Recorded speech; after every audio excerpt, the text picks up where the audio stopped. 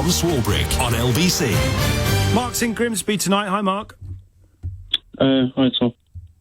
What do you want to tell me about how involved a man can be in a woman's decision to have an abortion? Well, to be honest with you, I just got home from home and I rang in and I was driving, so I just got home and I thought I'd just put some of what the people you were discussing, the two experts, were talking about. And I just went onto YouTube, and to be honest with you, I'm a little bit shocked, to be honest with you. I'm a little bit upset, really. So I'll do my best, but I just want to say, really, that I had an extramarital affair when I was in the armed forces with a lady that was married. It wasn't a one-off. It was, it was certainly, we thought it was going to go somewhere, but she had 2 children and a husband, and basically, for one reason or another, it came out, and the decision was taken without my consent, really, or anything really to do with me. I think she sat down with her husband and they discussed the whole issue. I did say that if the pregnancy had gone ahead, I would, take the child, etc., give up my career. But it never. This is quite some years ago now as well. But I didn't really get a look in. I went away on leave, went back to the UK. The abortion took place, and then they came back, and she was no longer pregnant, and that caused me quite a lot of upset. But even worse than that is I didn't really understand the gestation periods and things, really. I mean, say blokes are blokes, but no, it was just something where I didn't really concentrate on. And I've just seen a video. The worst thing I've done is I've come home, gone to YouTube and seen a baby at 23 weeks and how it survived and that, and I'm just thinking, I'm a bit muddled up by it.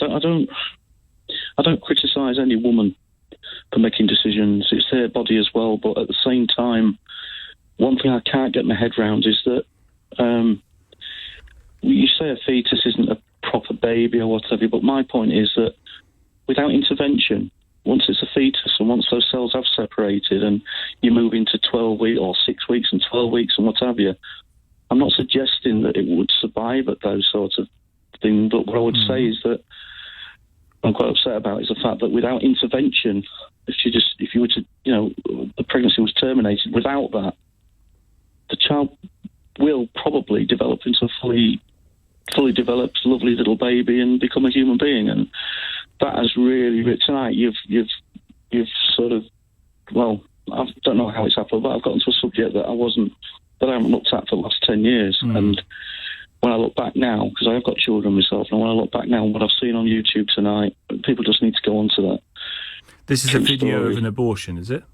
No, it's a video about a baby that was born at 23-year-old weeks. I think they call it surprise gender, and it's, I think, Rainbow Baby or something like that, or True Story Adventures, and it's about this lady who had a birth at 23 weeks, and the doctors give it a chance because it was, was able to sort of cry and whatever. So it took a lot of care, don't get me wrong, but when you see it develop and, it gets to 36-week point after gestation, you see it and it's just a little girl, it's just a little baby, and I'm thinking, there we go, and don't get me wrong. But as the professor said earlier, as the professor was saying earlier, the vast majority of people who have an abortion around the 12, 13-week stage.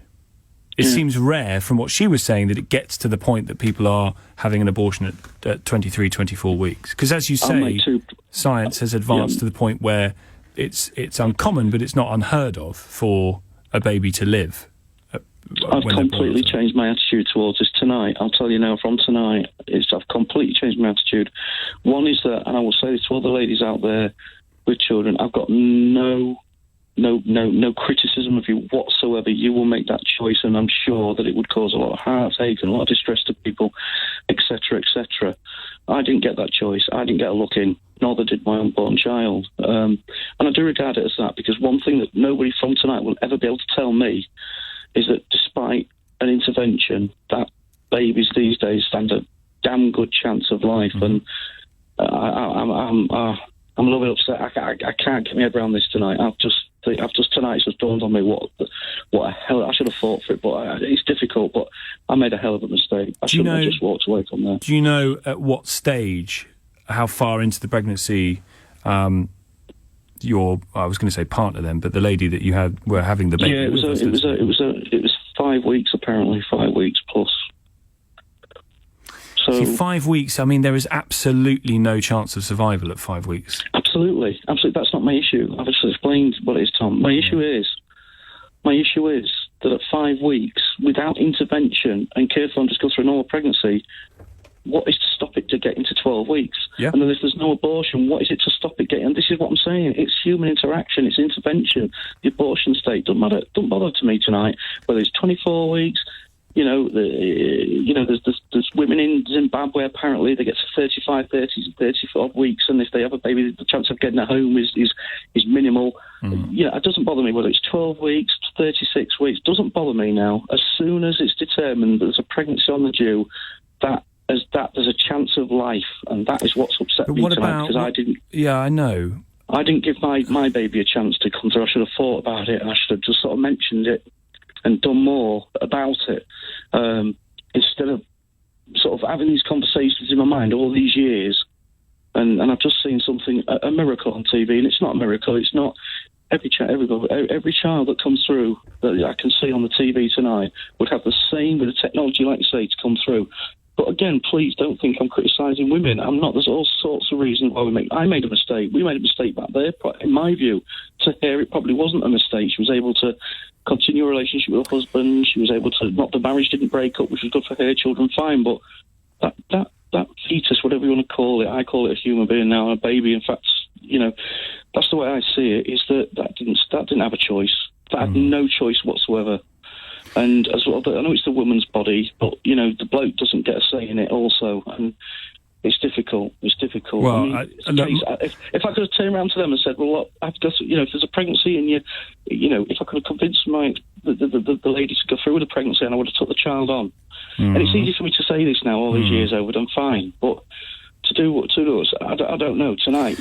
Well, look, Mark, listening to the radio tonight. To be honest, now I'm sorry that it's brought up those feelings that have lain dormant for some time, but it is a very difficult one. It's interesting hearing it from your perspective as the man in all of this, and I wonder whether the feeling of loss that you have as a result of losing that child or taking the decision to lose that child will always be greater than the feeling of having a child that that you don't want. So the loss of a child is always going to be greater than knowing that you've had a child and you don't really want the child, because it's still there. Mark, thank you.